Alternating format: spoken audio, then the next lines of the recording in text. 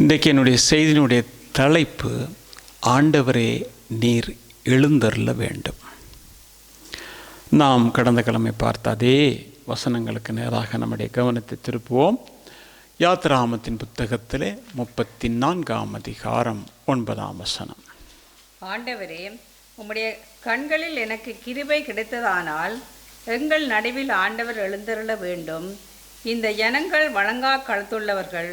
நீரோ எங்கள் அக்கிரமத்தையும் எங்கள் பாவத்தையும் மன்னித்து எங்களை உமக்கு சுதந்திரமாக ஏற்றுக்கொள்ளும் என்றான். இங்கே மோசே பண்ணின ஒரு ஜெபத்தை குறித்து நாம் பார்த்தோம் கடந்த கிழமை. ஆண்டவரே, உம்முடைய கண்களில் எனக்கு கிருபை கிடைத்ததானால், கிருபை கிடைக்குமே ஆனால் நீர் எங்கள் நடுவிலே எழுந்தருள வேண்டும். இன்றைக்கு இந்த ஜெபத்தை மோசே செய்தான்.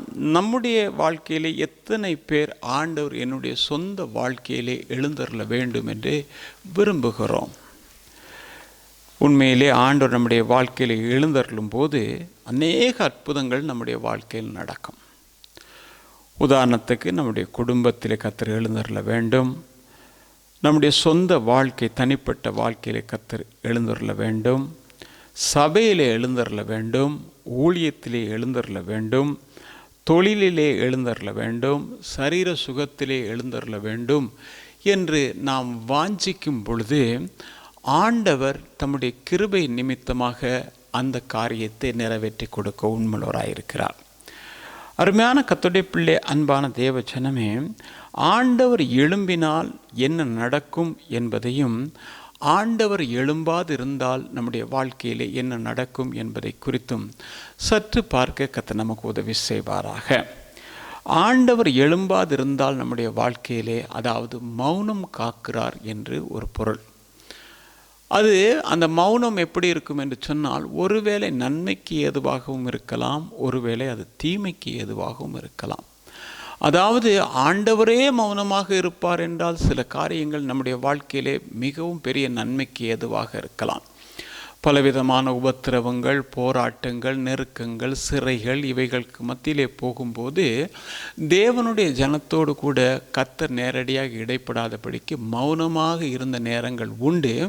அந்த மௌனமாக இருந்ததன் முடிவிலே பார்த்தால் அவருடைய வாழ்க்கையிலே அநேக உயர்வுகளை அவர்கள் கண்டார்கள் என்று சொல்லி பார்க்கலாம். உதாரணத்துக்கு யோசேப்போ, தானியேலோ, சாத்ராக், மேஷாக், ஆபேத்நேகோ, இப்படிப்பட்ட அநேகர் தீர்க்கதரிசிகளை பார்க்கும் பொழுது கூட, தீர்க்கதரிசிகளுடைய வாழ்க்கையிலும் கூட சில நேரங்களிலே எரேமியா கூட சொல்லுகிறான், நான் உம்மோடு கூட வழக்காட வேண்டும் என்று சொல்லுகிறான். எனவே அப்படி மௌனமாக கர்த்தர் இருந்தாலும் கூட முடிவிலே ஆசீர்வாதமான ஒரு காரியத்தை நாம் அங்கே பார்க்கலாம். ஆனால் சில வேளைகளிலே நாம் ஜெபிக்கிறோம், ஆண்டவரே இந்த காரியம் நடக்கணும், இந்த என்னுடைய குடும்பத்தில் நடக்கணும், என்னுடைய பிள்ளையினுடைய வாழ்க்கையில் நடக்கணும், தனிப்பட்ட வாழ்க்கையில் நடக்கணும், அல்லது போல சபையில் நடக்கணும், என்னுடைய தொழில் செய்கிற ஸ்தானத்தில் நடக்கணும், என் சரீரத்தில் நடக்கணும் அப்படின்னு நாம் ஜெபிக்கிறோம். ஜெபிக்கிற நேரத்தில் கர்த்தர் மௌனமாக இருக்கிறார். உடனே அந்த காரியத்திலே ஒரு அற்புதம் செய்யவில்லை. எனவே நாமும் கூட சோர்ந்து போகிற ஒரு நேரம் உண்டு. ஆனால் ஆண்டவருக்கென்று ஒரு வேலை வைத்திருக்கிறார், ஒரு நேரத்தை வைத்திருக்கிறார். அவர் எப்போது நம்முடைய சொன்ன உடனே செய்கிறதுக்கு இல்லை. எதை நான் உடனே செய்யணுமோ அதை நான் செய்வேன். எதை நான் செய்கிறதுக்கு இப்போ தாமதமாக இருக்கிறதோ அது அப்போ தாமதமாக நடக்கும் அப்படின்றது தான். நீங்கள் பார்ப்பீங்கன்னா, ஆண்டவராகிய இயேசு கிறிஸ்து இந்த உலகத்தில் இருக்கும் பொழுது அற்புதங்களை செய்தார்.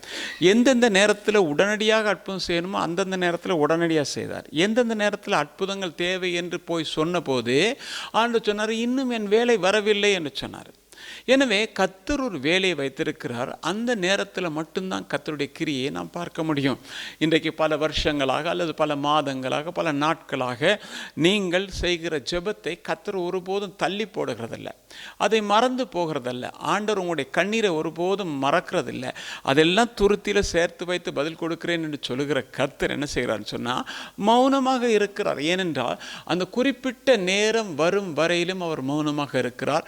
ஆனால் கர்த்தர் அந்த மௌனத்தின் மத்தியிலே எப்பொழுது எழுந்தருளுகிறாரோ அந்த நேரத்தில் என்ன நடக்கும்னு சொன்னால் அற்புதம் நிச்சயமாக நடக்கும், உயர்வை நாம் நிச்சயமாக காண்போம்.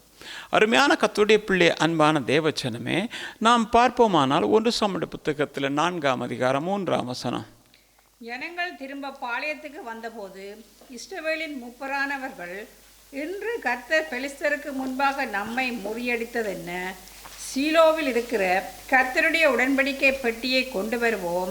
அது நம்மை நம்முடைய பகைஞரின் கைக்கு விலக்கி ரட்சிக்கும்படி நம்முடைய நடுவிலே வரவேண்டியது என்றார்கள். நாம் இங்கே பார்க்கிறோம் என்னன்னு சொன்னால், இஸ்ரவேல் ஜனங்கள் என்ன செய்கிறார்கள் என்றால் பெலிஸ்தீயர்களாலே முறியடிக்கப்படுகிறார்கள். அவர்கள் முறியடிக்கப்பட்ட போது அவர்கள் என்ன செய்கிறாங்கன்னு சொன்னால், ஆண்டவருடைய பெட்டியை நம்ம கொண்டு வந்துடணும். கொண்டு வந்து என்ன நடக்கும், நிச்சயமாக நமக்கு வெற்றி கிடைக்கும் அப்படின்னு சொல்லி அவர்கள் என்ன செய்தார்னு சொன்னால் ஒரு முடிவுக்கு வந்தார்கள். முடிவுக்கு வந்து அவர்கள் என்ன செஞ்சாங்க, போயிட்டு நீங்கள் பெட்டி எடுத்துகிட்டு வாங்கணுன்னு போனாங்க. எங்கே போகிறாங்க, சீலோவாமில் இருக்கிற கர்த்தருடைய ஆலயத்துக்கு போய் அந்த பெட்டியை எடுத்துகிட்டு வர்றாங்க. முதலாவது நம்ம பார்ப்போம்னா, நீங்கள் 4ஆம் அதிகாரம் 5ஆம் வசனம் வாசிக்கும் பொழுது அங்கே பார்க்குறீங்க, கர்த்தருடைய உடன்படிக்கை பெட்டி பாளையத்தில் வருகிற போது இஸ்ரவேலர் எல்லாரும் பூமி அதிரத்தக்கதாக மகா ஆர்ப்பரிப்பாய் சத்தமிட்டார்கள். என்னது, கர்த்தருடைய பெட்டி அங்கே போயிட்டு எடுத்துகிட்டு வர்றாங்க.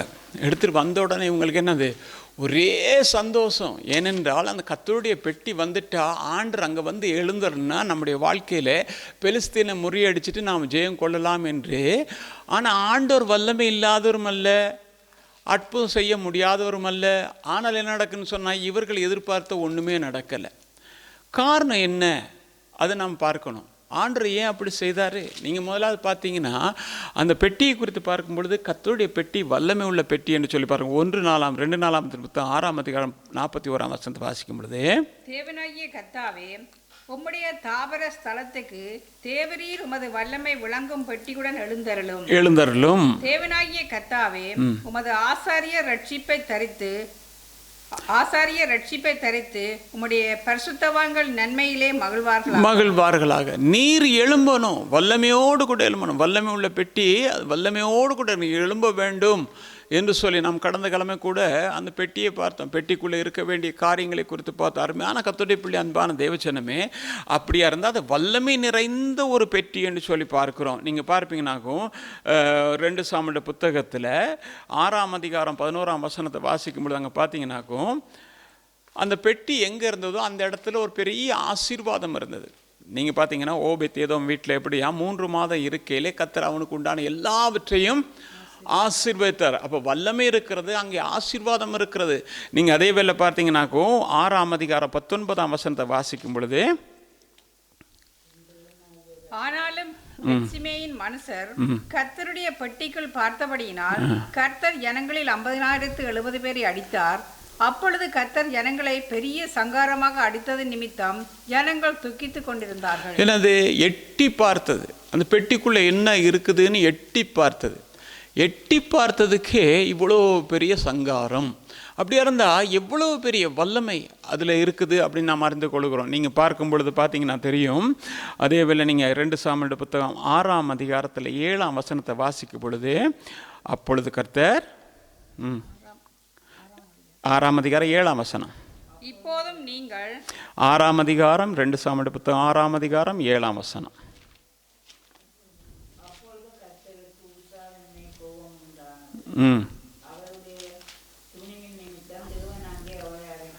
எனது அவனுடைய துணிவின் நிமித்தம் கர்த்தர் என்ன செய்தார், அவனை அடைத்தார்.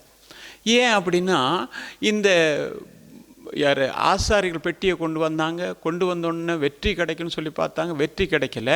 இப்போ பெட்டி கை மாறி போயிடுச்சு. போனோடனே அங்கேருந்து அவங்களுக்கெல்லாம் வியாதி வந்துடுச்சு. இனி இந்த பெட்டியை அனுப்பணும் அப்படின்னாங்க. அனுப்பணுன்னா எப்படி அனுப்பணும் அப்படின்னு சொல்லிட்டு அவங்க ஒரு முடிவெல்லாம் எடுத்தாங்க. அதே வேளை நீங்கள் பார்த்தீங்கன்னு சொன்னால் இந்த பெட்டியை ஒரு காரியம் செய்கிறாங்க. என்னென்னா, ஒரு புதிய மாட்டு வண்டியை எடுத்து அதில் வச்சு இந்த பெட்டியை அனுப்புகிறாங்க. அப்படி அது பிரமாணத்துக்கு முரண்கேடானது. பிரமாணம் என்ன சொல்லுது அப்படின்றது தெரியாதபடிக்கு அவர்கள் செய்தார்கள். அப்போ இது போகும்போது இந்த மாடு என்ன செஞ்சு, மாடு கொஞ்சம் அப்படி அரண்டு இதாகும்போது பெட்டி விழப்போகுது அப்படின்னு இவன் என்ன செஞ்சானா, ஓடி போய் அதை நன்மை செய்ய தான் போனான். ஓடி போய் அதை பிடிக்கிறதுக்காக கையை வச்ச போது அவன் அடிபட்டு செத்து போனான். இதை பார்த்தோன்னே தாவீதுக்கே பெரிய இதாக போயிடுச்சு. என்ன இது அப்படின்ற மாதிரி பெட்டியை விட்டுட்டு போயிடுவோன்னு போயிட்டான். அருமையான கர்த்தருடைய பிள்ளை, அதுக்கு காரணம் என்னென்னா, அந்த பெட்டி கொண்டு போகக்கூடிய ஒரு முரண்மை இருக்கிறது. பெட்டியை எட்டி பார்த்ததுக்கு ஒரு அடி, பெட்டியை தொட்டதுக்கு ஒரு அடி. ஆனால் பெட்டி இருக்கிற இடத்துல ஒரு ஆசீர்வாதம் இருக்கிறது. அப்படியா இருந்தால் அந்த பெட்டியை கொண்டு போகிறதுக்கு முறைமையின்படி ஆண்டவர் என்ன செஞ்சார்னா, ஆசரிப்பு கூடாரத்தை ஸ்தபம் பண்ணின போது, அங்கே இருக்கிற பனிமூட்டுகள் எல்லாவற்றையும் ஸ்தபம் பண்ண போது அவர் சொன்னார் எப்படின்னு தெரியுமா, இதை சுமக்கிறதுக்கு லேவியின் புத்திரரை நான் நியமிக்கணும். அவர்கள் வேலையை அதுதான் என்னன்னா, இந்த கூடாரத்தில் இருக்கிற ஒவ்வொரு காரியத்தையும் சுமக்கணும்.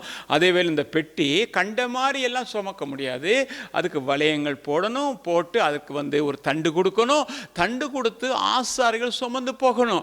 அப்படி சுமந்து போகிற இடங்களிலே அற்புதங்கள் நடந்ததை நாம் பார்க்கிறோம். எப்படின்னு சொன்னா, யோர்தான் நதி கிட்ட வந்த உடனே ஆசாரிகள் அதை சுமந்துட்டு போனாங்க. சுமந்துட்டு போன ஆசாரியுடைய கால்பட்டாலும் அந்த பெட்டி நிமித்தமாகத்தான் அங்க இருந்த தண்ணீர் எல்லாம் குவியல் குவியலாய் சேர்ந்தது. அருமையான கர்த்தருடைய பிள்ளையே, இதை குறித்து நாம் பார்க்கும் பொழுது நீங்க பாத்தீங்கன்னா 2 நாளாகமத்தின் புத்தகத்தில் 15ஆம் அதிகாரம் 14ஆம் வசனத்தை வாசிங்க.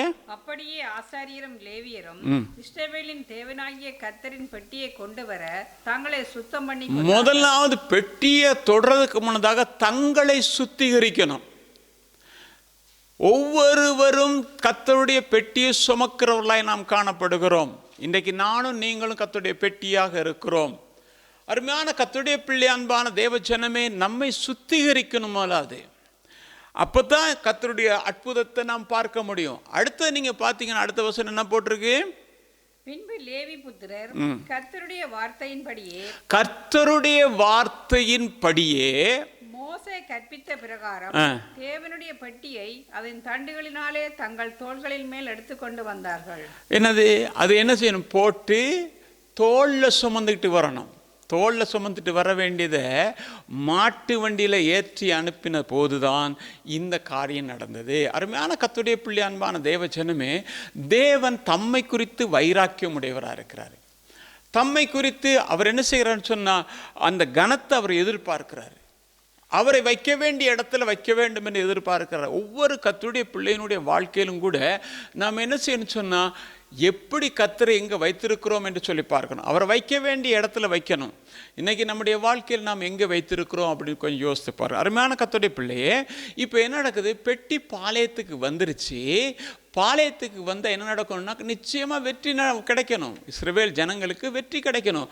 இந்த பெட்டியை கொண்டு வர்றதுக்கு சீலோவாமுக்கு அனுப்பின போது அங்கே நீங்கள் பார்த்தீங்கன்னாக்கும் எப்படி இருந்ததுன்னு சொன்னால், அங்கே இவங்க யார் 2 பேர் இருக்கிறானோ, அண்ணன் தம்பி 2 பேரும் பெட்டிக்கு பக்கத்திலே இருக்கிறானோ.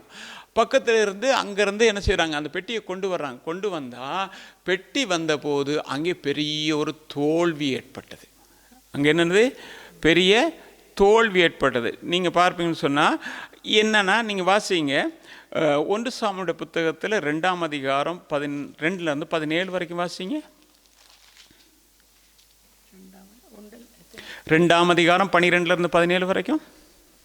ஏலியின் குமாரர் பேலியாளின் மக்களாய் இருந்தார்கள். அவர்கள் கர்த்தரை அறியவில்லை. அந்த ஆசாரியர்கள் ஜனங்களை நடப்பித்த விதம் என்னவென்றால், எவனாகிலும் ஒரு பலியை செலுத்தும் காலத்தில் இறைச்சி வேகும்போது ஆசாரியனுடைய வேலைக்காரன் 3 கூறுள்ள ஒரு ஆயுதத்தை தன் கையிலே பிடித்து வந்து, அதனாலே கொப்பரையிலாவது பானையிலாவது சர்வத்திலாவது சட்டியிலாவது குத்துவான். அந்த ஆயுதத்தில் வருகிறதையெல்லாம் ஆசாரியன் எடுத்துக்கொள்ளுவான். அப்படி அங்கே சீலோவிலே வருகிற இஸ்ரவேலர் எல்லாருக்கும் செய்தார்கள். கொழுப்பை தகனிக்கிறதுக்கு முன்னும் ஆசாரியனுடைய வேலைக்காரன் வந்து பலியிடுகிற மனுஷனை நோக்கி, ஆசாரியனுக்கு பொரிக்கும்படி இறைச்சி கொடு, பச்சை இறைச்சியே அல்லாமல் அவித்ததை உன் கையிலே வாங்குறதில்லை என்பான். அதற்கு அந்த மனுஷன், இன்று செய்ய வேண்டியபடி முதலாவது கொழுப்பை தகனித்து விடட்டும், பிற்பாடு உன் மனவிருப்பத்தின்படி எடுத்துக்கொள் என்று சொன்னாலும் அவன், அப்படியல்ல, இப்பொழுதே கொடு, இல்லாவிட்டால் பலவந்தமாய் எடுத்துக்கொள்ளுவேன் என்பான். ஆதலால் அந்த வாலிபரின் பாவம் கர்த்தருடைய சந்நிதியில் மிகவும் பெரிதாயிருந்தது. மனுஷர் கர்த்தரின் காணிக்கையை வெறுப்பாய் எண்ணினார்கள். என்னது இங்கே நான் பார்த்தேன் என்னன்னா, ஏலியின் குமாரர் அவங்க என்ன செஞ்சாங்கன்னு சொன்னால், அவங்க கர்த்தருடைய சமூகத்திலே தேவ ஜனங்கள் பலியிடும்படியாக பலி கொண்டு வருவாங்க. பலி கொண்டு வந்தால் அதை என்ன செய்வாங்கன்னு சொன்னால், இவங்க சொல்லுவாங்க, முதலாவது எங்களுக்கு கொடு, கர்த்தருக்கு கொடுக்க வேண்டியது முதலாவது எங்களுக்கு கொடு, நாங்கள் அதை எடுத்துக்கணும். யாரே இவங்க ஆசாரியர். ஆசாரியருக்கு சும்மா ஒன்றும் இல்லை, ஆண்டவர் அதுக்கேற்றபடி அவர்களுக்கு கொடுக்க பலியிலே கொடுக்க வேண்டியதெல்லாம் நியமித்திருக்கிறாரு. ஆனால் இவங்க என்ன சொல்றாங்க, முதலாவது எங்களுக்கு கொடு, எங்களை திருப்திப்படுத்தணும், நாங்கள் எங்களை திருப்திப்படுத்தணும். அப்படி கத்தரல்ல, எங்களை நாங்களே திருப்திப்படுத்தணும் அப்படின்ற ஒரு முடிவோடு கூட இருந்தவர்கள் தான் இந்த ஆசாரியர். இவங்களோட காரியங்களை பார்க்கும் பொழுது மிகவும் கொடுமையாக இருந்தது. அவர்களை பார்த்தா எப்படின்னா, ஏலியின் பிள்ளைகள் எப்படி பேலியாள்களின் மக்களை போல இருந்தாங்க. இப்போ என்ன நடந்தது, இவர்கள் நிமித்தமாகத்தான் அந்த யுத்தத்தில் என்ன நடந்ததுன்னு சொன்னால், முதலாவது கர்த்தருடைய பெட்டி பிடிபட்டு போச்சு. நீங்கள் 1 இதில் 4ஆம் அதிகாரத்தில் நீங்கள் வாசித்தீங்கன்னா தெரியும். 4ஆம் அதிகாரம் 21ஆம் வசனத்தை வாசித்தீங்கன்னாக்கும், பெட்டி பிடிபட்டு போன போது மருமகள்கிட்ட வந்து சொல்கிறாங்க, அந்த தாதிமார் சொல்கிறாங்க, உனக்கு ஒரு ஆண் குழந்தை பிறக்க போதுமா அப்படின்னு. அவள் அதில் சந்தோஷப்படலை, அதில் திருப்திப்படலை. ஏனென்றால் மாமனும் புருஷனும் செத்து போனாங்க. அந்த செய்தி கேட்டது மட்டுமல்லாமல் பெட்டி பிடிப்பட்டு போனது அப்படின்னு அவள் என்ன தெரியுமா சொன்னா, மகிமையே போயிருச்சு. இஸ்ரவேலை விட்டு மகிமை போனதுக்கு பிறகு என்ன வாழ்க்கை அப்படின்னு நினைக்கும் போது அவள் ஜீவன் பிரிந்தது. அருமையான கர்த்தருடைய பிள்ளை, அன்பான தேவச்சனமே, தேவனுடைய மகிமை எங்கிருந்து கடந்து போகிறதோ அந்த இடத்துல என்ன இல்லைன்னா, முதலாவது பாதுகாப்பு இல்லை.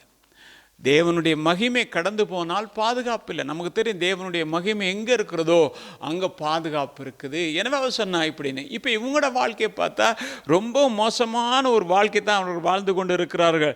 அதுக்கு காரணம் என்னென்னா, அவர்களிடத்தில் இருந்தது துணிகரம். ரெண்டாவது என்னென்னா, கர்த்தரை அசட்டை பண்ணுகிற ஒரு காரியம். துணிகரம் எப்படின்னா, நாங்கள் என்ன வேணாலும் செய்வோம், எப்படி வேணாலும் செய்வோம், எந்த விதத்திலும் செய்வோம், நாங்கள் மனசும் நினைச்ச விதமாக தான் நாங்கள் செய்வோம்.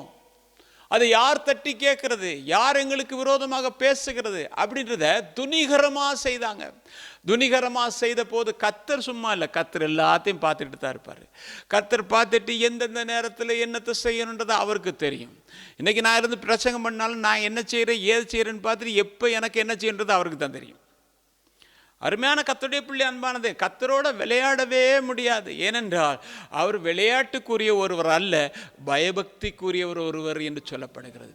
அருமையான கர்த்தருடைய பிள்ளை, அன்பான தேவஜனமே, நான் அடிக்கடி சொல்லுகிற ஒரு காரியம் என்னென்னா, நான் வீட்டில் கூட சொல்வேன், கர்த்தருடைய காரியங்கள் இன்றைக்கும் நம்முடைய எண்ணங்களுக்கு அப்பாற்பட்டவைகளாக இருக்கிறது. கர்த்தருடைய அற்புதங்கள் நாம் நினைக்கிறதுக்கு அதிகமாகவே இருக்கிறது. அவர் விளையாட்டுக்குரியவர் அல்ல, அவர் பயபக்திக்குரியவர். தம்முடைய நாமத்தை வீணிலே வழங்குறதை விரும்பாத ஒரு தேவன். அப்படி வீணிலே வழங்கும் போது அதை தண்டியாமல் விடாத ஒரு தேவன். இன்னைக்கு என்னது, துணிகரமாக என்ன செஞ்சாலும் கர்த்தர் பார்த்துட்டு இருக்க, கர்த்தர் ஒன்றுமே கேட்க மாட்டார், கர்த்தரால ஒன்றும் முடியாது என்கிற ஒரு சூழ்நிலையில் இருக்கிறாங்க. ஆனால் அதைத்தான் வேதம் சொல்லுகிறது. பிரசங்கியுடைய புத்தகத்தில் 8ஆம் அதிகாரத்தில் நீங்கள் வாசித்தீங்கன்னா 11ஆம் வசனத்தை வாசிக்கும் பொழுது, துர்க்கிரியைக்கு தக்க தண்டனை சீக்கிரமாய் நடவாதபடியால் மனப்புத்திரன் இருதயம் பொல்லாப்பை செய்ய அவர்களுக்குள்ளே துணிகரம் கொண்டிருக்கிறது. என்னது துணிகரம்? பொல்லாப்பு செய்யறதுக்கு துணிகரம் என்னது? இப்ப என்ன நடக்குது? தண்டனை ஒண்ணுமே வரல. அவங்க செஞ்சாங்க, அவங்களுக்கு வந்துருச்சா? இவங்க செஞ்சாங்க, இவங்களுக்கு வந்துருச்சா? அப்ப நானும் செய்யலாம், தாராளம் செய்யலாம். யார் கேட்க முடியும்? கர்த்தர் ஒரு நேரத்தை வைத்திருக்கிறார். கர்த்தர் தமக்கு என்று ஒரு வேலையை வைத்திருக்கிறார். அது வரைக்கும் எது வேணாலும் செய்யலாம், எப்படி வேணாலும் செய்யலாம். என்ன நடந்தது? நான் அதை செஞ்சேன், எனக்கு என்ன நடந்துச்சு? எனக்கு ஒன்றுமே நடக்கலையே, நான் நல்லா தானே இருக்கிறேன், நான் ஆசீர்வதிக்கப்பட்டிருக்கிறேனே. நல்லது. துணிகரம். இந்த துணிகரம் எப்படின்னா, கர்த்தரை அசட்டை பண்ணுகிற ஒரு நிலைமைக்கு வந்துடும். உபாகமத்தின் புத்தகத்தில் நீங்கள் பார்ப்பீங்க, நாங்கள் 32ஆம் அதிகாரம் 15ஆம் வசனத்தை வாசிக்கும் பொழுது, யெசூரன் கொழுத்து போய் அங்க இருக்கிற கொழுப்பெல்லாம் சாப்பிட்டு சாப்பிட்டு சாப்பிட்டு கொழுத்து போன ஆசாரியர்கள். ஆனா இங்கே யெசூரன் என்றது யாக்கோபை குறிக்கிறது. கொழுத்து போய் கொழுத்து ஸ்தூலித்து நினம் துண்ணின போது தன்னை உண்டாக்கின தேவனை விட்டு தன் ரட்சிப்பின் கன்மலையை அசட்டை பண்ணினான். என்னதான்? நினம் துள்ளின போது ரட்சிப்பின் தேவன் என்ன செஞ்சான்? கொழுத்து போய் என்ன செஞ்சான்? உதைச்சான். யாரை உதைப்பாங்க? எப்போ உதைப்பாங்க? யாரை உதைச்சிட்டான் தெரியுமா? தன்னை உண்டு பண்ணின தேவன், தன்னை உருவாக்கின தேவன். தேவ பிள்ளையே, இந்த உலகத்தில் இவ்வளோ பெரிய ஜனத்தொகை இருக்கிறது, அதனாலே நாங்கள் இல்லை. உங்களையும் என்னையும் தேவன் உருவாக்கினதன், தெரிந்து கொண்டதன் ஒரு நோக்கம் இருக்கிறது என்பதை நாம் அறிந்து கொள்ளணும். இந்த உலகத்தில் எவ்வளோ பேர் இருக்கிறாங்க, எவ்வளோ அக்கிரமக்காரர் இருக்கிறாங்க. ஆனா எங்களுக்கு மட்டும் ஏன் இப்படிப்பட்ட வார்த்தைகள்? இல்லை, உங்களையும் என்னையும் விசேஷித்தவர்களாய் கர்த்தர் பார்க்கிறார். இந்த உலகத்திலிருந்து உங்களையும் என்னையும் ஒரு வேறு பிரிந்த ஒரு ஜீவியத்துக்குள்ளே கர்த்தர் பார்க்கிறார். ஆனா என்னது? யசுரன் கொழுத்து போய் நினம் துளித்த போது தன்னை உண்டாக்கின தேவனை மறந்து அசட்டை பண்ணி உதைத்தான். இதைத்தான் என்ன செஞ்சாங்க? ஏழியின் மக்கள் செய்தார்கள். அவர்களுக்கு பயம் கிடையாது. எனவே துணிந்துட்டாங்க. எதை வேணாலும் செய்யலாம், எப்படிப்பட்ட அக்கிரமத்தை வேண்டாலும் செய்யலாம். இன்னைக்கு தேவ பிள்ளையே, நாம் ஒவ்வொருவரும் தனித்தனி இடங்களுக்கு போனாலும் கூட தேவன் நம்மை கண்ணோக்கி பார்க்கிறார். நாம் எப்படிப்பட்ட ஜீவியம் ஜீவிக்கிறோம் என்பதையும் நம்முடைய மனசாட்சியும் தேவனும் அறிந்த ஒன்றாக இருக்கிறது.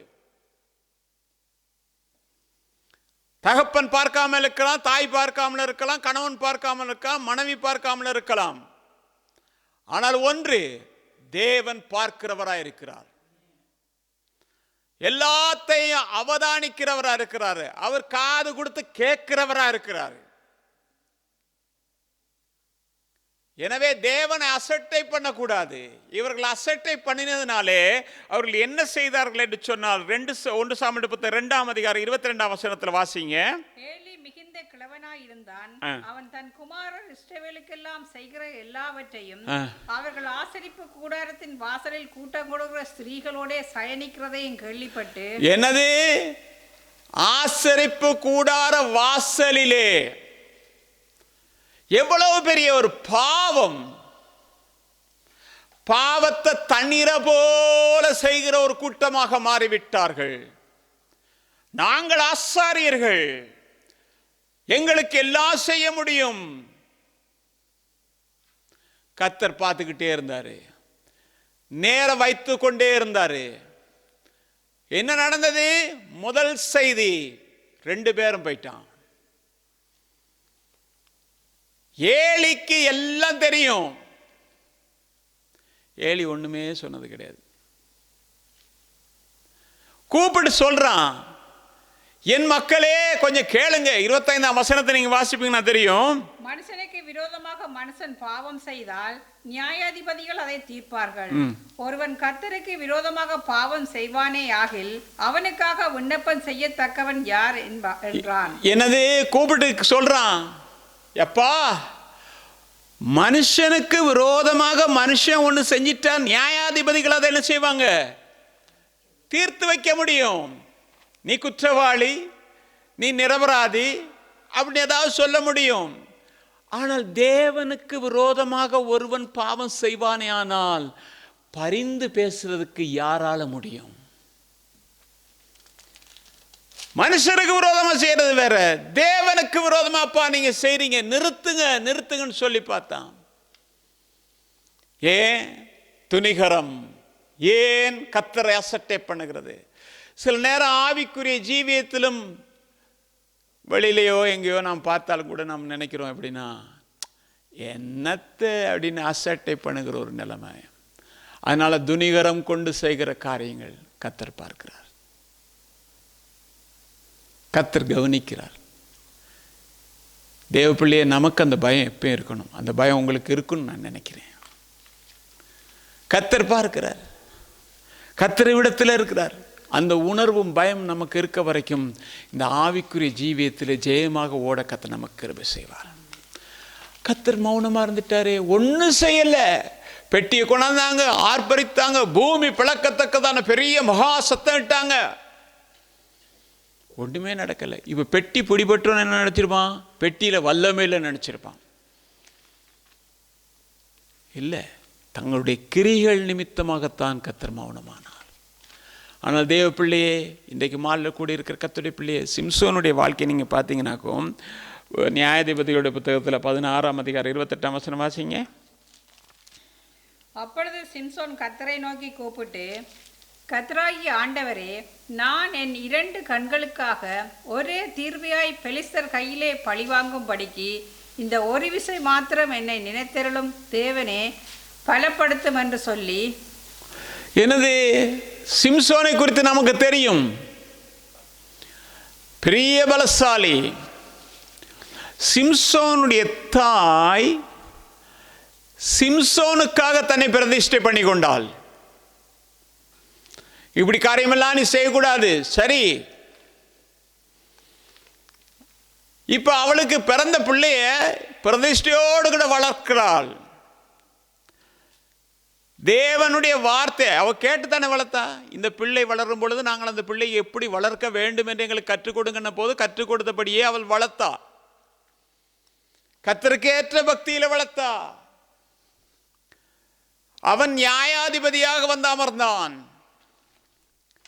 இஸ்ரவேலுக்காக அநேக காரியங்களை செய்தான். அப்படிப்பட்டவனுடைய வாழ்க்கையிலே இடையிலே அவன் மாறிப்போனான். இன்னைக்கு நீங்கள் பார்த்தீங்கன்னா உலகத்தில் எத்தனையோ பெரிய பெரிய ஆட்கள் கர்த்தருக்காக நின்றவர்கள் கடைசியில் என்ன செஞ்சிட்டாங்கன்னா தங்கள் வாழ்க்கையே இல்லாமல் ஆக்கிட்டாங்க. அவங்க யோசிக்கலை, அவங்க நினைக்கல. ஆனால் பிசாசு எங்கேயோ ஒரு விதத்தில் அவர்களை என்ன செஞ்சிட்டான்னு சொன்னால் விழத்தள்ளிட்டான். சிம்சோனை என்ன செஞ்சிட்டாங்க, இப்போ பிடிச்சிட்டாங்க. மகாபெரிய வீரன்தான், பலசாலிதான்.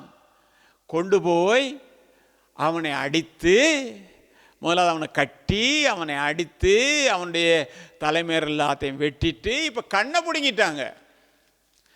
கண்ணை பிடுங்கினா என்ன நடக்குது? இருள் சூழ்ந்துருச்சு. இருள் சூழ்ந்த பிறகு என்ன வாழ்க்கையில் இருக்கிறது? அதேவேளை அவனை பரியாசம் பண்ணுகிறார்கள். எங்க பரியாசம் பண்ணுகிறார்கள்? தங்களுடைய தேவனை புகழ்ந்து இவரை குறித்து பரியாசம் பண்ணுகிறார்கள். ஆனால் அந்த நேரத்தில் சிம்சோன் ஒரே ஒரு காரியம் தான் செய்தான். தன்னை முதலாவது உணர்ந்தான். தான் யார் என்பதை உணர்ந்தான். நான் ஏன் இப்படிப்பட்ட ஒரு நிலைமைக்கு வந்தேன் என்பதை உணர்ந்தான். உணர்வுகள் தான் தேவனுடைய பிள்ளைகளுக்கு வெற்றியை கொண்டு வரும் என்று சொல்லுகிறேன். என்ன செஞ்சா? ஆண்டவர் சொன்னா, நீங்க 30ஆம் வசனத்தை வாசிங்க. என் ஜீவன் பெலிஸ்தரோட கூட மடிய கடவது என்று சொல்லி பலமாய் சாய்க்க அந்த வீடு அதில் இருந்த பிரபுக்கள் மேலும் எல்லா ஜனங்கள் மேலும் விழுந்தது. இவ்விதமாய் அவன் உயிரோடு இருக்கையில் அவனால் கொல்லப்பட்டவர்களை பார்க்கிலும் அவன் சாகும்போது அவனால் கொல்லப்பட்டவர்கள் அதிகமாய் இருந்தார்கள். என்னது? ஆண்டவரே, இந்த ஒரு விசை என்ன நினைச்சிருங்க ஆண்டவரே, இந்த ஒரு விசை எனக்கு மன்னிங்க ஆண்டவரே, இந்த ஒரு விசை ஏற்றுக்கொள்ளுங்க ஆண்டவரே. பாவம் செஞ்சிட்டேன், இந்த ஒரு விசை கண்ணு போச்சு, அவமானம் தாங்க முடியல.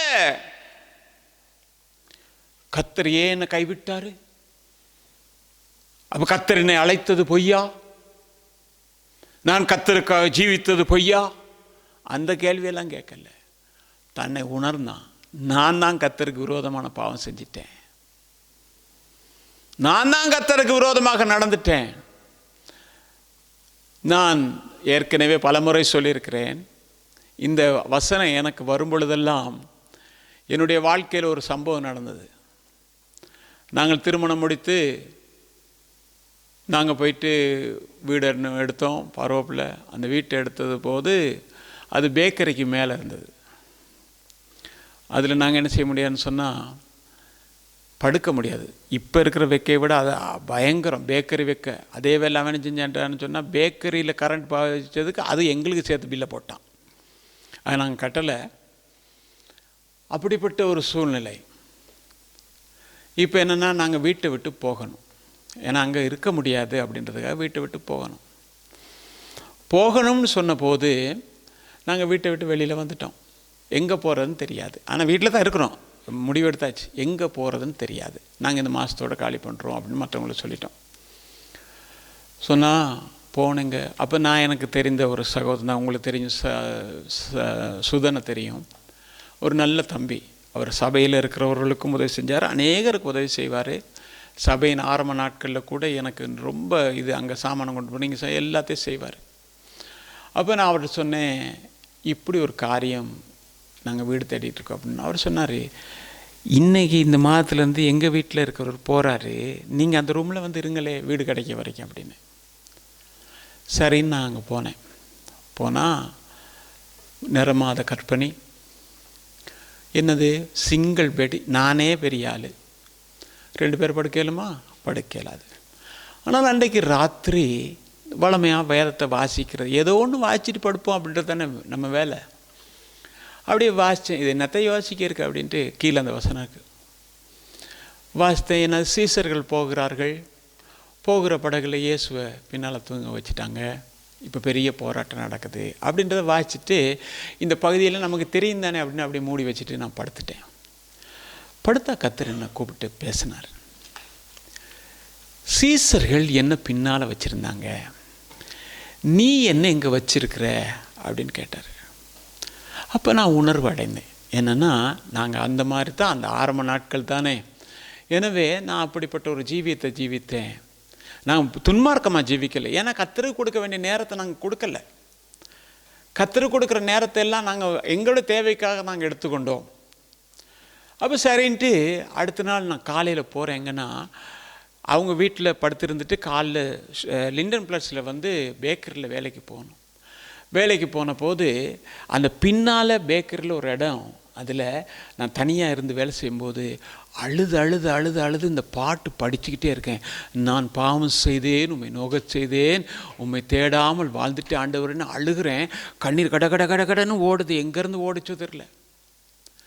அப்படி அந்த கண்ணீர் எல்லாத்தோடு கூட நான் வர்றேன். எங்கன்னா அந்த ஃபாரூக் வீட்டில் வீடுகள் அப்ளை பண்ண போது ஏதாவது பதில் வந்திருக்கா அப்படின்னு. ஏன்னா எனக்கு ஒருத்தர் இருந்தார், அவர் என்ன சொல்வார்னா, வீடு அவங்க எங்களுக்காக ரொம்ப பிரயாசப்பட்டாங்க, நான் அதை இல்லைன்னு சொல்லுவேன். எனக்கு யார் எந்த உதவி செய்தாலும் நான் ஒருபோதும் மறக்கிறதில்லை.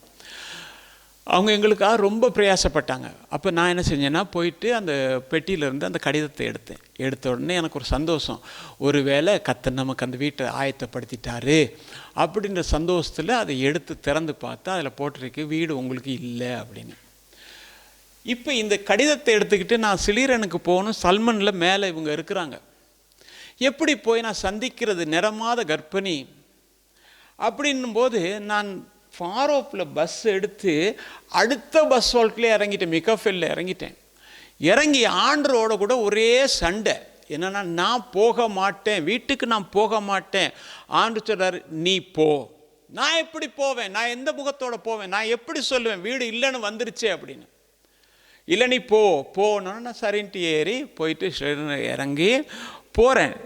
சல்மன் ரெஸ்டாரண்ட்டில் மேலே இவங்க இருக்கிறாங்க, கீழே ஆண்டர் சொல்கிறார், டெலிஃபோன் பூத்துக்கு போ அப்படின்னு. போன போது அந்த ஆளுக்கு நீ அடி அப்படின்னு. சரின்னு ஃபோன் பண்ண இப்போ மாதிரி இல்லை, அந்த நேரம் காய்ச்சி பட்டார்னு போகும். ஃபோன் பண்ண போது அவர் சொன்னார், ஃப்ரெடி அது உங்களுக்கு பார்த்த வீடு இல்லை, உங்களுக்கு பார்த்துருக்குற அந்த வீடு இனிமே தான் பதில் வரும் அப்படின்னாரு. ஆனால் நான் உள்ளே ஜெபிச்சுக்குவேன், என்ன தான் சொன்னாலும் ஆண்டரே, யார் எதை பார்த்தாலும் உமக்கு சித்தமில்லாத இடத்துல எனக்கு வேண்டவே வேணாம், நீர் எனக்கு ஆயத்தப்படுத்தின இடத்த மட்டும் நீங்கள் தானே, வீடு இல்லாட்டி போனால் இதையும் ஜெபம் பண்ணிக்குவேன், அதையும் பிரயாசப்படுவேன். ஆனால் கர்த்தர் என்ன தெரியுமா செஞ்சார்? அப்படி இருக்கும்போது நாங்கள் ஞாயிற்றுக்கிழமை போனோம், ஆராதனைக்கு போன போது அந்த போதகர் பிரசங்கம் பண்ணுறாரு. எப்படி பிரசங்கம் பண்ணுறார்? கர்த்தர் மேய்ப்பராக இருக்கிற தாவீதுக்கு அப்படி இப்படி எல்லாம் பண்ணிவிட்டு திங்கக்கிழமை எங்களுக்கு ஜெபக்கூட்டத்துக்கு போன போது இந்த காரியங்கள்லாம் கேட்டு அவர் எனக்கு சொன்னார். எப்படி தெரியுமா, ஃப்ரெடி, இதை நேற்று நீங்கள் சொல்லியிருந்திருந்தா அந்த வீட்டை நான் கொடுத்துருக்க மாட்டேன், உங்களுக்கு கொடுத்துருப்பேன் அப்படின்னாரு. இவ்வளவு தூரம் நான் படுற பாடெல்லாம் அவருக்கு தெரியும். தெரிஞ்சுக்கிட்டு என்ன தெரியுமா சொன்னார்? அந்த வீடை இன்னைக்கு தான் நான் கொடுத்தேன், நீங்கள் ஏற்கனவே சொல்லியிருந்தா உங்களுக்கு தானே. நான் ஒன்றும் சொல்லலை, உங்களுக்கு தெரியாதா இதை ஒன்றுமே சொல்லலை. நான் பேசாமல் இருந்து சொன்னேன், நேற்று நீங்கள் பிரசங்கம் பண்ணினீர்கள் தாவீதுக்கு கர்த்தர் மேய்ப்பராய் இருக்கிறார் என்று சொன்னீங்களே, தாவீதுக்கு மட்டுமல்ல அவர் எனக்கு மேய்ப்பன்னு சொல்லிட்டு போயிட்டேன். எனக்கு இருந்த ஆத்திரம் ஒரு பக்கம், இன்னொரு பக்கம் விசுவாசம். எனக்கு நல்ல விசுவாசம், அந்த நாட்கள் நல்ல விசுவாசம். இன்றைக்கி ஆண்டோடைய மேலே நல்ல விசுவாசம். சொன்னேன், அவர் நீங்கள் பண்ண பிரசங்கர் இல்லையா, தாவீதுக்கு மட்டும், எனக்கு மேய்ப்பன் தான் அப்படின்னு போயிட்டேன். போனதுக்கு பிறகு அதுக்கு பிறகு நாங்கள் ஜெப கூட்டத்துக்கு வந்தபோது ஒரு சகோதரி வந்தபோது அவங்க அப்போ தான் வந்தபோது நான் இந்த ஜெப கூட்டத்தில் எங்களுக்கு ஒரு வீடு வேணும், நாம் ஜெபம் பண்ணணும்னு சொன்னபோது ஜெபம் முடிச்சுட்டு அவங்க சொன்னாங்க, அண்ணே இப்படி ஒரு வீடு இருக்குது. அவங்க அப்போ தான் அவங்க ஞானஸ்நான இடத்துல ஒன்றும் இல்லை, புதுசாக வந்த விசுவாசி. அவங்க என்ன பார்த்து சொல்கிறாங்க, இப்படி ஒரு வீடு இருக்குது, அதை 9 மாதம் மூடி இருக்கிறாங்க, முன் வீட்டுக்காரன் கேட்டு கூட கொடுக்கல, ஆனால் உங்களுக்காக நான் போய் கேட்க அப்படின்னு. நான் சொன்னேன் கேட்டு பாருங்க அப்படின்னு. அடுத்த நாள் அவங்க போனாங்களா, எப்படி போனாங்களாம், இயேசு கூட வருவார், எல்லாவித அற்புதம் செய்வார். அவங்க பாட்டு படிச்சுட்டு போனாங்க. அது மட்டும் அவங்க என்னோட சொல்லிட்டு போனாங்க தெரியுமா, நீங்கள் இந்த நேரம் பார்த்து ஜெபம் ஆண்டவர். கடைசியில் வந்து சொன்னாங்க, உங்களுக்கு அந்த வீடு கிடைக்குது அப்படின்னு. 560. எனக்கு அந்த வீட்டை விட்டு வரவே விருப்பம் இல்லை, ஏன்னா அவ்வளவு தண்ணி வசதியாக இருந்தது, 2 ரூம். அதனால நாங்கள் பார்த்தோம் பிள்ளையை அங்கே வச்சிருக்க முடியாது. மறுபடியும் ஜெபம் பண்ண போது இது கிடைக்காதுன்னு அவங்ககிட்ட சொன்ன போது, நீ வாயை மூடு அப்படின்னு தான் எங்களுக்கு வைன்பேக் ஸ்ட்ரீட்டில் எங்களுக்கு 2வது வீடு கிடைச்சு. கர்த்தர் இன்றைக்கும் அற்புதமாக காரியங்களை செய்த அந்த ராத்திரி வேளையில் நான் என்னை உணர்வு அடைந்தவனாக கர்த்தருடைய சமூகத்தில் என்னை தாழ்த்தினேன். அதே வேளையில் அன்றைக்கு போய் அழுது அழுது அழுது அழுது என் கண்ணீரை கர்த்தர் கண்டாரு. அந்த கண்ணீரை கண்ட கர்த்தர் எனக்கு அற்புதம் செய்தார். இன்றைக்கு மாலையில் கூடியிருக்கிற கர்த்தருடைய பிள்ளை, ஒரு விஷயம் உடைய வாழ்க்கையிலே, குடும்பத்தில், பிள்ளையினுடைய வாழ்க்கையில, தனிப்பட்ட வாழ்க்கையில, சரீர சுகத்தில் இன்றைக்கு ஒரு அற்புதம் நடக்கணுமா இருந்தா, இன்றைக்கு நீ தேவ சமூகத்தில் ஆராய்ந்து பார்த்து, ஆண்டவரே என்னை ஒரு விஷயம் மன்னித்தருந்து என்னை ஏற்றுக்கொள்ளும், எனக்காக நீர் எழுந்தருளும் என்று சொன்னால் கர்த்தர் இன்றைக்கு அற்புதம் செய்ய உண்மையுள்ளவராக இருக்கிறார். நம்ம தேவனால முடியாட்டி பண்ண எவனாலே முடியாது. நாங்க தாகோனை ஆராதிக்கிறவர்கள் அல்ல, தாகோனை விழத்தக்கதான வல்லமை உள்ள தேவனை ஆராதித்துக் கொண்டிருக்கிறோம். இன்றைக்கு ஏன் இவ்வளவு வைராக்கியமா இருக்கிறோம்? ஏன் அப்படின்னா, தேவன் இன்றைக்கும் இருக்கிறவராகவே இருக்கிறார். இன்னைக்கு ஒரு அற்புதம் வேணுமா, ஒரு அதிசயம் வேணுமா, நீங்க யாருக்கிட்டையும் போய் பாவரிக்கை செய்யணுன்றது அல்ல, எதையும் சொல்லணுன்றது அல்ல. உங்களுக்கு இவ்வளவு பெரிய பாரம் இருக்கிறது, இவ்வளவு பெரிய தேவை இருக்கிறது என்பதை கர்த்தர் அறிவார். ஆனால் கர்த்தர் எதிர்பார்க்கிறது எல்லாம் என்ன தெரியுமா, நீ உன்னை முதலாவது உணர்ந்து என்னிடத்தில் வா. ஒரு விசை ஆண்டவரே எழுந்தருளும், ஆண்டவரே தேவரில் எங்கள் நடுவிலே எழுந்தருளும், உம்முடைய கிருபை நிமித்தமாக எழுந்தருளும் என்று சொல்லி நினைக்க ஆரம்பித்தாலே கர்த்தருடைய அற்புதத்தை நாம் பார்க்கலாம்.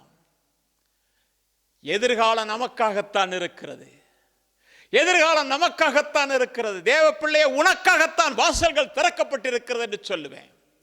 அடைக்கப்பட்ட வாசல்களை பார்த்து கண்ணீரோடே இருக்காத, அந்த வாசல்களை திறக்கத்தக்கதான, உடைத்து போகத்தக்கதாக, உனக்கு முன்னதாக போகிற ஒரு வல்லமை உள்ள தேவன் இருக்கிறார் என்பதை மட்டும் பார்த்துக்கொள்.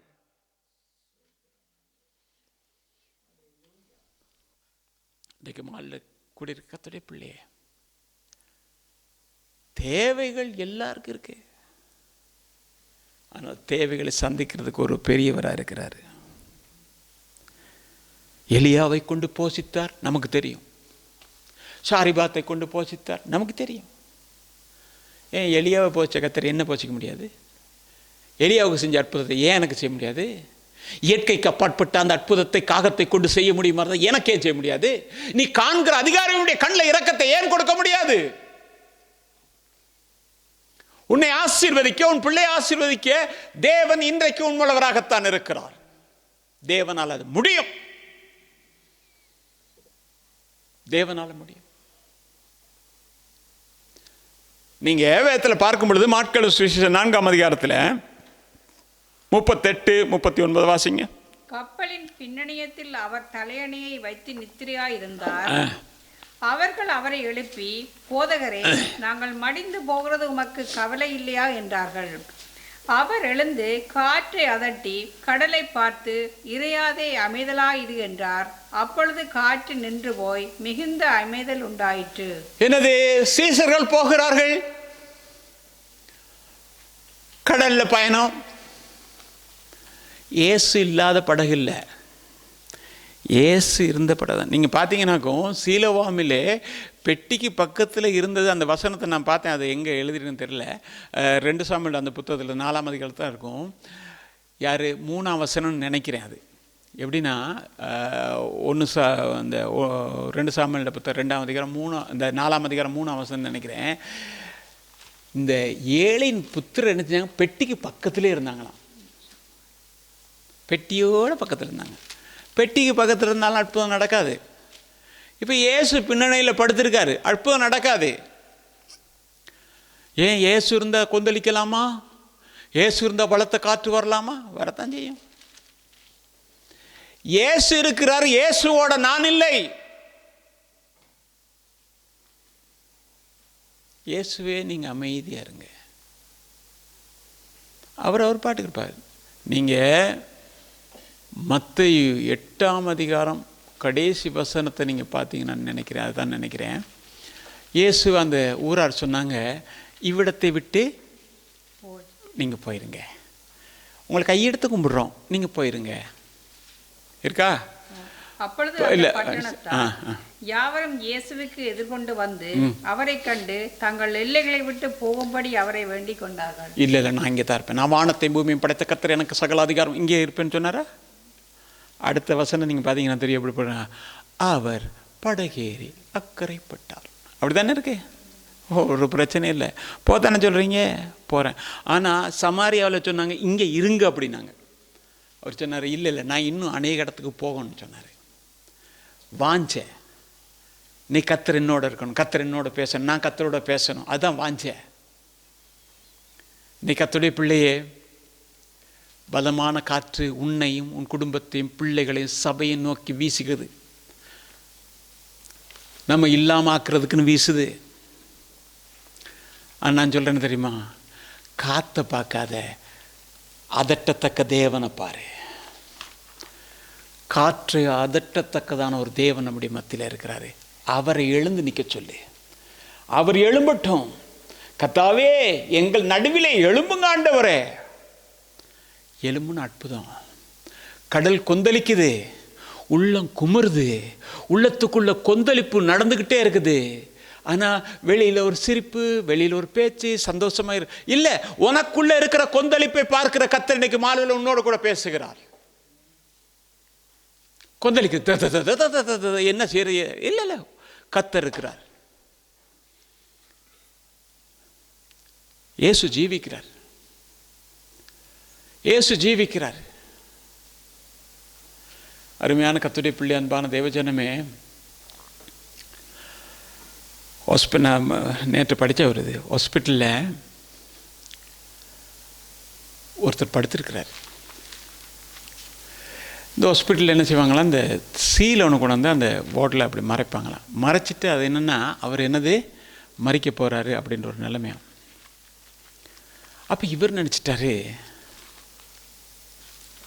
நம்ம வாழ்க்கை முடியுது அப்படின்னு. அப்போ இவர் அங்கே பார்த்தா எழுதியிருக்கான், வருத்தப்பட்டு பாரம் சுமக்கிறவர்களே நீங்கள் எல்லாரும் என்னிடத்திலே வாருங்கள், நான் உங்களுக்கு இளைப்பாறுதல் தருவேன்ற அந்த வசனம் அந்த திரைக்கு அப்படி பக்கத்தில் தெரியுது. இவர் அதை வாசிச்சிருக்காரு. வாசித்து ஆண்டவரே என்ன இந்த நேரத்தில் எனக்கு உதவி செய்யணும்னு சொல்லி இவர் சத்தம் போடும்போது பக்கத்தில் உள்ளவன் சொன்னான்னா அவனுக்கு பைத்தியம் பிடிச்சிருச்சு, சாகிறது கேட்டு பயந்து அப்படின்னு. அவனுக்கு பைத்தியம் பிடிச்சிருச்சுன்னு. ஆனால் அவர் சொன்னாராம். ஆனால் இவருக்கு நம்பிக்கை என்னென்னா கர்த்தர் ஏதாவது செய்யலாம் அப்படின்றதுக்காக தான் கர்த்தர் நோக்கி பார்த்தாரு. அந்த வசனம் தான் அவருக்கு. கொஞ்ச நேரம் கழித்து அந்த சிஸ்டர் வந்தாங்களாம், வந்து சொன்னாங்களாம், மன்னிச்சிருங்க தவறாக இந்த இடத்துல நான் அதை போட்டுட்டேன் அப்படின்னு. அப்போ அவர் சொன்னாராம், மன்னிக்கல, நீங்கள் போட்டதுனால தான் என் இயேசுவை நான் பார்க்க கிடைச்சேன் அப்படின்னாராம். என் இயேசுவை நான் பார்க்க கிடைச்சி. அருமையான கர்த்தருடைய பிள்ளை, அன்பான தேவச்சனமே, கர்த்தர் அவருக்கு சுகத்தை கொடுத்து அவரை வெளியில் கொண்டு வந்திருப்பார். இன்றைக்கி அதே தேவன் நம்முடைய மத்தியில் இருக்கார். உன் சரீரத்தில் காணப்படுகிற எந்த வியாதியாக இருக்கலாம், இயேசுடைய ரத்தம் இன்றைக்கு அற்புதர். இயேசு அற்புதர் தான். ஏனென்றால் நான் இன்றைக்கு நான் சொல்லுவேன், ஆப்ரேஷன் நடக்குதா, எது நடந்தாலும் சரி கர்த்தர் அங்கே இருக்கிறாரு. ஆனால் தெய்வீக சுகம் என்று ஒன்று இருக்கிறது என்பதை நான் அடிக்கடி சொல்வேன். ஏன் தெரியுமா, தேவன் இன்றைக்கும் வைத்தியராக இருக்கிறார். அவர் மருத்துவர், எல்லாமே அவர் தான். நானே உன் பரிகாரியை கர்த்தர். இன்றைக்கு மாலை கூடி இருக்கிற கத்துடிப்பிலே உன் சரீரத்தில் கர்த்தர் எழுந்தர்லே ஒரு அற்புதத்தை செய்யட்டும்.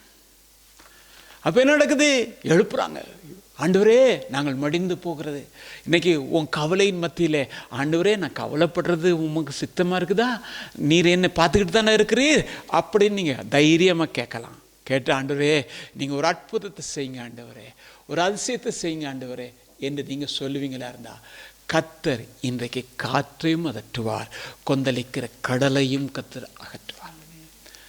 சமாதானமான சந்தோஷமான ஒரு பாதையிலே போகத்தக்கதாக கர்த்தருடைய கிருபை நம்முடைய மத்தியில். அப்போ கர்த்தரை எழுப்பும்போது கர்த்தர் எப்படி எழும்புவார்னா, சரி நம்ம சில நேரம் வீடுகளில் கூப்பிடுவாங்களே எழும்புங்க அப்படின்னு, அப்படியே போர்வைத்து கொஞ்சம் தூரம் போத்துட்டு இன்னும் கொஞ்சம் படுப்போம் இல்லையா, அப்படியெல்லாம் எழும்ப மாட்டார் நம்ம ஆண்டவர்.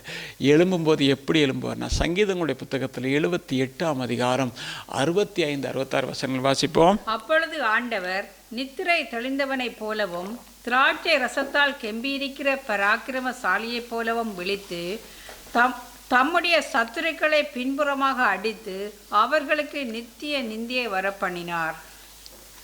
எப்படி? நித்திரை தெளிந்தவனைப் போலவும் திராட்சை ரசத்தால் கம்பீரிக்கிற பராக்கிரமசாலியை போலவும் கர்த்தர் எழுந்திருப்பார். திடீர்னு நல்லா தூங்கிட்டு இருக்கான், தட்டி எழுப்புனா என்ன அப்படின்மா இல்லையா? திடீர்னு எழுப்புனா என்ன செய்வான்? குழம்பிடுவான் இல்லையா? கர்த்தர் எழுப்புனா அப்படித்தான் இருக்கும். எதுக்கு? உங்கள் காரியத்திலும் என் காரியத்திலும் கர்த்தர் எழுப்பும்போது அப்படித்தான் எழுப்பார். எழும்பி திராட்சை ரசத்தால் கம்பீரிக்கிற ஒரு பராக்கிரமசாலியை போல யாரா அப்படின்ட்டு வருவார் ஆண்டவர். நீங்க விசுவாசிக்கிறீங்களா? உங்களுக்கு விரோதமா என்னதான் நடக்கட்டும், கர்த்தர் எழுந்தார்னா அற்புதம் நடக்கும். எப்படி? பராக்கிரமசாலியை போல எழும்புவார். எழும்பி சத்துருக்களை பின்புறமாக அடிப்பார். நீங்க பார்ப்பீங்கன்னாக்கோ, எகிப்துல ஜனங்கள் எல்லாரும் அழுது புறம்பின போது தேவன் ஒரு ரட்சகனை எழுப்பிட்டு கொண்டு வந்துட்டாரு. பாட்டு படிச்சுக்கிட்டு வர்றாங்க, ஆண்டவர் பெரியவர் நினைச்சிட்டு வர்றாங்க. வந்து அவன் சொல்லிக்கிட்டு இருக்கான், வண்ணாந்தரை உங்களை அடைச்சி போட்டுருச்சு, செங்கல் கட்டு போயிட்டா, எல்லாரையும் காலி பண்ணிடலாம் அப்படின்னு. யாரு? பார்வோன் முடிவு எடுத்துட்டான். செங்கடல்ல போய் குதிக்கவா? அவனே சொல்றான், எகிப்திலே புதையல் குழிகள் இல்லாதபடிக்கு எங்களை இங்க கொண்டு வந்துட்டா கொள்றதுக்கு, நாங்க தண்ணியில செத்து மேந்து எங்கேயாவது போகணுமா அப்படின்னு எல்லாம் முறுமுறுக்க ஆரம்பிச்சுட்டான். தூரத்தில் பார்த்தா சேனை வருது, பயம் நடுக்கம். பின்னால வருகிற சேனையை பார்த்தோன்னு பயம். இன்றைக்கு கூடி இருக்கிற கர்த்தருடைய பிள்ளையே, நாம் எதிர்நோக்கி பார்க்கிற காரியம் நமக்கு பயத்தை உண்டாக்கலாம், நமக்கு பெரிய திகிலை உண்டாக்கலாம். ஆனால் அவைகள் அல்ல. நமக்கு முன்பதாக இருக்கிற ஒரு தேவன் இருக்கிறார். அவர் வல்லமை உள்ளவராக இருக்கிறார். அவர் அற்புதம் செய்கிறவராக இருக்கிறார். கர்த்தர் அந்த நேரத்தில் எழுந்தார். எப்ப எழுந்தார்? சத்துரு கிட்ட வர வரைக்கும் இருந்தார். சத்துரு கிட்ட வர வரைக்கும் இருந்தார். அதுக்கு பிறகுதான் செங்கடலை பிளந்து என்ன செஞ்சார் சொன்னா, வாங்க நடங்க. யார? இஸ்ரவேல் ஜனங்களை நடத்தி கொண்டே போனார். இஸ்ரவேல் ஜனங்களை மட்டும் நடத்தி கொண்டு போகல, அதுக்கு பின்னால யார் தெரியுமா நடத்திட்டு போனாரு? எகிப்தியரையும் வாங்க வாங்க. என்ன ஆண்டவரே, நாங்க போறோம், பின்னாலே அவன் வர்றானே, வரட்டுமே. நீங்க வாசிங்க, கொஞ்சம் வசனத்தை பாருங்க. 15ஆம் அதிகாரம் 9ஆம் வசனம். தொடருவேன், பிடிப்பேன், கொள்ளையாடி பங்கிடுவேன், என் ஆசை அவர்களிடத்தில் திருப்தியாகும், என் பட்டயத்தை உருவேன், என் கை அவர்களை சங்கரிக்கும் என்று பகைஞன் சொன்னான். பகைஞன் சொன்னான். 8ஆம் வசனம். உமது நாசியின் சுவாசத்தினால் ஜலம் குவிந்து நின்றது, வெள்ளம் குவியலாக நிமிர்ந்து நின்றது, ஆழமான ஜலம் நடுக்கடல்லே உறைந்து போயிற்று. எப்படி? பின்னாலே வர்றாங்க, பார்த்துட்டு அடே நமக்கும் வழி இருக்குது, நாமும் பின்தொடரலாம் பின்தொடரலாம். பிடிப்பேன், கொள்ளை என்னது? கொள்ளையாடி பங்கிடுவேன், எல்லாத்தையும் பங்கிடுவேன். ஏன்னா இவங்கெல்லாம் எங்கள் ஜனங்கள்கிட்ட இருந்து என்ன கொள்ளையடிச்சிட்டு வந்துட்டாங்க. வெள்ளி உடைமைகளையும் பொண்ணுடைமைகளையும் வாங்கிட்டு தானே வந்தாங்க. இப்போ அதெல்லாத்தையும் நான் திருப்பி எடுத்து ரொம்ப சந்தோஷம் வர்றான். வேகமா வேகமா வேகமா வர்றான். கர்த்தர் பார்த்துக்கிட்டே தான் இருக்காரு. பின்னால் போய் வந்துக்கிட்டே இருக்கான். இவனும் இப்போ ஓடிக்கிட்டே இருக்கான். முன்னால் போகிறான். இவன் கரை ஏறுறான். அவன் கரையில் ஏறி இங்கே திரும்பி பார்க்கும்போது இவன் கரைக்குள்ளே, இந்த தண்ணிக்குள்ளே அமிழ்ந்து கிடக்கிறான். தேவ ஜனமே, பின்னால வரட்டும், உன்னை மேற்கொள்வேன், உன்னை கொள்ளையடிப்பேன், உன்னை ஜெயிப்பேன் என்று பின்னால வரட்டும். ஆனால் தேவன் ஏற்ற வேளை வரும் பொழுது எழுந்தருளி உனக்காக அற்புதம் செய்வார். ஆனால் நம்ம அதெல்லாம் யோசிக்கிறது இல்லை. எங்கே நமக்கு தெரியும் தோத்திரம் தோத்திரம் தோத்திரம் தோத்திரம் தோத்திரம் தோத்திரம் போட்டாச்சா, என்ன நடந்துச்சோ நடக்கலையே எல்லாம் பரவாயில்ல அப்படி போகிறோம். இல்லை, கர்த்தர் நமக்குன்னு செய்கிற காரியங்கள் அதிசயமாக இருக்கும். அது மட்டும் இல்லை, நம்ம விசாரிக்கிறதுக்கு யாருமே இல்லை, நமக்காக பேசுறதுக்கு யாருமே இல்லை. நாம் எதை செஞ்சாலும் ஜெயிக்க முடியும்னு நினைக்கிற ஒரு சூழ்நிலையில் நாம் அநேகர் இருக்கலாம். ஆனால் தேவ பிள்ளையை உனக்காக ஒருவர் எழுந்து நின்று கொண்டே தான் இருக்கிறார். வாசிங்க, வசனத்தை வேகமாக முடிப்போம். 2 சாமுவேல் புத்தகத்தில் 7ஆம் அதிகாரம் 3ஆம் வசனம். அப்பொழுது நாத்தான் ராஜாவை நோக்கி, நீர் போய் உம்முடைய இதயத்தில் உள்ளபடியெல்லாம் செய்யும், கர்த்தர் உம்மோடே இருக்கிறாரே என்றான். என்னது, நாத்தான் போறாரு, தாவீது கேட்கிறாரு, நான் கர்த்தருக்குன்னு ஒரு ஆலயம் கட்டணும், உங்க இருதயத்தில் இருக்க மாதிரி செய்யுங்க, அப்படிதானே, சொந்தமா செய்யுங்க, கர்த்தர் எல்லாம் ஆசீர்வதிப்பாரு. இப்ப அதே நாத்தான் மேல என்ன சொல்றான், வாசிங்க 12ஆம் அதிகாரம் 7ஆம் வசனம். அப்பொழுது நாத்தான் தாவீதை நோக்கி, நீயே அந்த மனுஷன், இஸ்ரவேலின் தேவனாகிய கர்த்தர் சொல்லுகிறது என்னவென்றால், நான் உன்னை இஸ்ரவேலின் மேல் ராஜாவாக அபிஷேகம் பண்ணி உன்னை சவுலின் கைக்கு தப்புவித்து. என்னது, இப்ப நாத்தான மறுபடியும் அனுப்புறாரு கர்த்தர். போனா அங்க பெரிய ஒரு காரியம். தாவீது ஒண்ணுமே தெரியாதவனை போல இருக்கிறான்.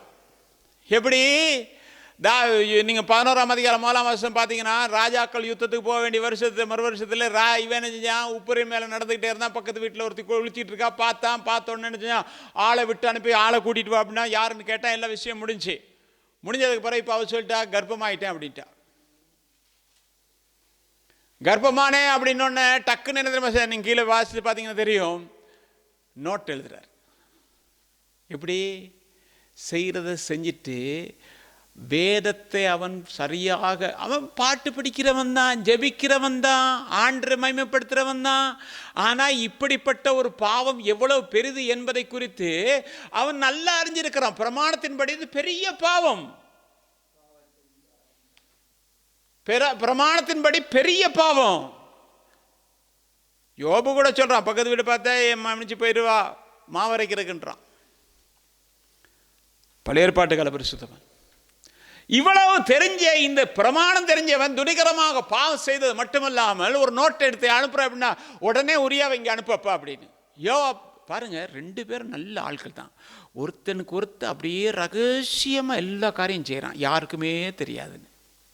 ஒரே வசனத்தை வாசிங்க, 11ஆம் அதிகாரத்தில் 8ஆம் வசனம் வாசிங்க. பின்பு தாவீது உரியாவை நோக்கி, நீ உன் வீட்டுக்கு போய் பாத சுத்தி செய் என்றான். உரியா ராஜ அரண்மனையிலிருந்து புறப்பட்ட போது ராஜாவிடத்திலிருந்து உச்சிதமான பதார்த்தங்கள் அவன் பின்னாலே அனுப்பப்பட்டது. 25ஆம் வசனத்தை ஒரு வாசித்து முடிச்சிடுறேன். அப்பொழுது தாவீது அந்த ஆளை நோக்கி, நீ யோவாவினிடத்தில் போய் இந்த காரியத்தை பற்றி விசாரப்பட வேண்டாம். பட்டயம் ஒருவேளை ஒருவனையும் ஒருவேளை வேறொருவனையும் பட்சிக்கும். நீ யுத்தத்தை பழக்க பண்ணி பட்டணத்தை இடித்து போடு என்று அவனுக்கு திடம் சொல் என்றான். சரி, இப்போ என்னது, உடனே அனுப்புனா வந்தாச்சு. வந்தோன்னு சொல்கிறான், நீ வந்திருக்கப்பா, இங்கே பாளையத்திலேருந்து வந்திருக்க, நீ வீட்டுக்கு போ அப்படின்னு. அவன் நல்லவன், அவன் உண்மை உள்ளவனை கர்த்தர் கண்ணோக்கி பார்க்கிறாரு. அவன் நான் போகிறல, அங்கே பாளையத்தில் என் ஆண்டவன் அங்கே இருந்து யுத்தம் பண்ணுறான். இந்த நேரத்தில் நான் போய் மனைவியோட சந்தோஷமாக இருக்கிறதா அவனுக்கு ஒன்றுமே தெரியாது. போகிறதா இல்லை அப்படின்னு அங்கேயே படுத்தோன்னு தாவீது ஒரு காரியம் சொல்லுறேன், நீ இன்னைக்கு நாளைக்கு படுத்துக்க, நான் உன்னை அனுப்பி விட்றேன் அப்படின்னு. அனுப்பி விட்றேன் என்னது, ஒரு லெட்டர் கொடுத்து அனுப்புகிறான். இவன் யுத்தம் நடக்கும்போது முன்னால் அனுப்புங்க, நமக்கு தெரியும். அங்கே கொண்டாச்சு. கொன்னோடனே யோவா பொருத்தன் ரெடி பண்ணுற இந்த செய்தியை கொண்டு போய் தாவீது கூட. அவன் சொல்கிறான், இப்படி நடந்து போச்சு. ராஜா கொந்தளிக்கும் போது உரியா செத்து போனான்னு மட்டும் சொல்லு அப்படின்னு. எவ்வளவு ரகசியமான முறையில் க்ளீனாக கையாளுறாங்க பாருங்கள். வெளியில் யாருக்குமே தெரியாது. யாருக்கு தெரியும்? யோவாப்பும் இந்த தாவீதும் சேர்ந்து போடுற பிளான். அந்த பிளான் போடுறியே மேலே இருக்கிறவருக்கு பார்த்துக்கிட்டு தான் இருக்காரு. வந்து அவன் சொல்கிறான். சொல்லணுன்னு இவர் டக்குன்னு அவருக்கு சொல்கிறாரு, யோவாப்பை பற்றி இதை பற்றி ஒன்றும் விசாரப்பட வேணான்னு சொல்லுங்கள், ரொம்ப பிரச்சனை பட வேணாம். யார் இவ்வளவும் செஞ்சவன் வெளியில் பேசுகிறான். ஏன் அவனுக்கு தெரியணுமா இந்த காரியம் இதெல்லாம் தற்செயலாக நடந்து? அவன் 4 பேருக்கு போய் சொல்லுவான் தானே, இது தற்செயலாக நடந்துருச்சு, ராஜா பிளான் பண்ணல, யோவா பிளான் பண்ணல, எப்படி விசாரப்பட வேணாம். ஒருவேளை நம்ம பக்கம் வந்து பட்டே இருக்கும், ஒருவேளை இன்னொரு பக்கம், இதெல்லாம் சரியில்லை. நீ அவனுக்கு திடப்படுத்தி அவனை பலப்படுத்து. அவன் பலப்பட்டனால தான் இங்கே அனுப்பியிருக்கிறான். கர்த்தருக்கு தெரியாது. ஆனால் கர்த்தர் உரியாவின் நிமித்தமாக எழுந்து நின்றார். தாவீதுடைய வாழ்க்கையில் நமக்கு தெரியும்.